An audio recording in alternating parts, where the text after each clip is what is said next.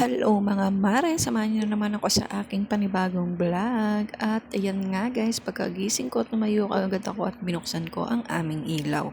Kasi naman dito sa aming kwarto ay talaga namang napakakulog kahit tirik na ang araw, madilim pa rin. Bali, lilipit ko nga lang muna tong aking hinigaan bago ako lumabas. Siyempre, para naman makakilos tayo ng ayos. Dahil ang ating kwarto ay sapat lang para sa dalawang tao, kailangan talaga ay hindi makalat dito. At nakakaya naman guys, kita nyo naman yung kwarto namin medyo makalat dahil napakakulit ng aming alaga. Bali ganyan talaga siya guys, tuwing magigising kami or tatayo na kami sa higaan, ganyan talaga siya kakaligalig guys. Alam niyo ba na gustong lumabas niyan para awayin yung mga kuting namin dun sa labas. Kasi may mga bago kaming kuting ngayon na bagong panganak. So, ang dami na naman namin guys na mga kuting. At pagkatapos ko makapaglipit ng higaan namin ay dumiretso na ako dito sa CR para makapaghilamos na rin. At ito nga pala yung paulit-ulit kong sinasabi sa inyo na ginagamit ko na sabon na You Glow Babe kasi napakaganda talaga nito. Dati-dati pagsusubok ako ng sabon, pag alam kong hindi ako hiyang mga wala pang isang linggo ay tinitigilan ko na. Pero ito, kita nyo naman to, isang linggo mahigit na sa akin at take note, isa pa lang ang nagagamit ko dahil talagang napakaganda talaga at napakakapal nitong sabon na to. Siguro ganun talaga, hiyangan na lang talaga tayo sa sabon kung ano yung mafe-feel ng face natin. Kasi pag alam natin hindi tayo hiyang, syempre palit tayo ng palit.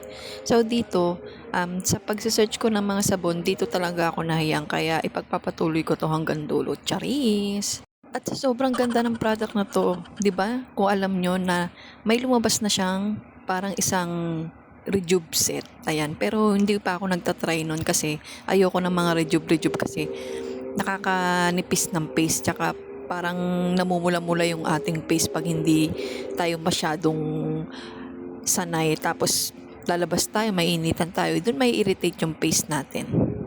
Pero dati nakasubok na ako ng mga rejuve na yan. Nasubukan ko yung Dr. Alvin tsaka yung Brilliant. Ayan, medyo okay naman kaso talagang pag lumalabas ka talaga ng may araw, nasusunog, nagkakamilasma, yun. Kaya tinigil ko na lang. Mas okay na sa akin yung sabon.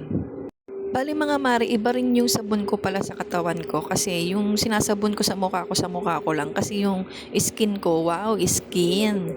Yung balat ko kasi minsan pag hindi rin hiyang, nagkakaroon talaga ako ng parang mga butlig. Tulad ngayon, kung makikita nyo sa balat ko, parang may mga kagat ako ng lamok, ganyan. Kaya tinitigil ko na rin siya agad pag alam kong ayaw ng balat ko. Siguro ang gusto lang balat ko ay mga safeguard lang. Kaya kung ano yung ginagamit ko sa mukha lang yon. O di ba? Ang dami ko ng kwento sa inyo. Nakatapos na akong makapagtimpla ng aking iinumin ngayong umaga. At kung nakita nyo naman, Diyos ko, si Summer, ayun sa gilid, talagang ayaw talaga tantanan yung mga kuting sa labas. Ewan ko pa dito, bakit galit na galit sa mga kuting? Yung isa nga dyan, mga mare, muntik niya na talagang makagat, talagang paglapit, talagang sinunggaban niya.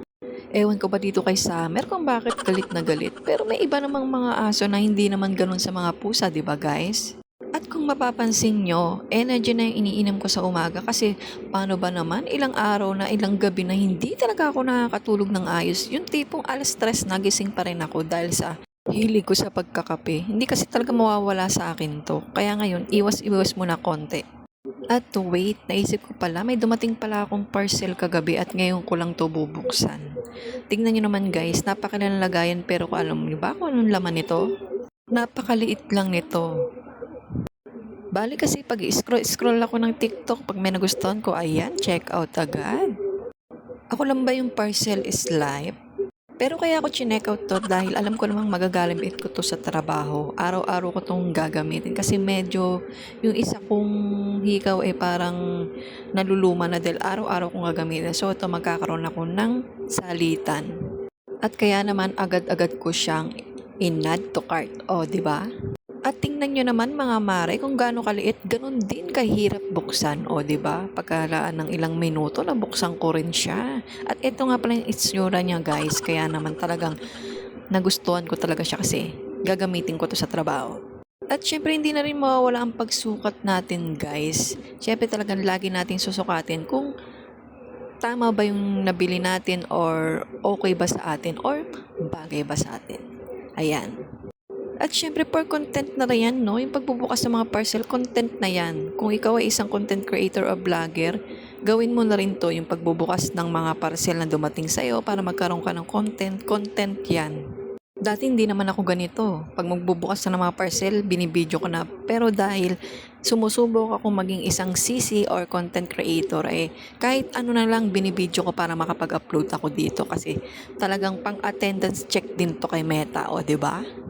Grabe, nahirapan ako ilagay yung pako niya kasi hindi siya yung natural na pako ng mga hikaw ko na sinusuksok lang. So ito, tatanggalin at iikot mo bago mo ikabit. O, di ba hirap na hirap ako kasi napakaliit lang din itong hikaw na binili ko kasi ayoko kasi ng masyadong malaki. O ayan, talagang sinuksok ko na kahit hindi ko pa nalalagay dyan yung pakaw kasi nahirapan talaga ako. Siguro sasanayan ko munang maglagay ng pakaw. At sa sobrang liit nga niya mga mare, muntik ko na talagang mawala kasi nahulog siya.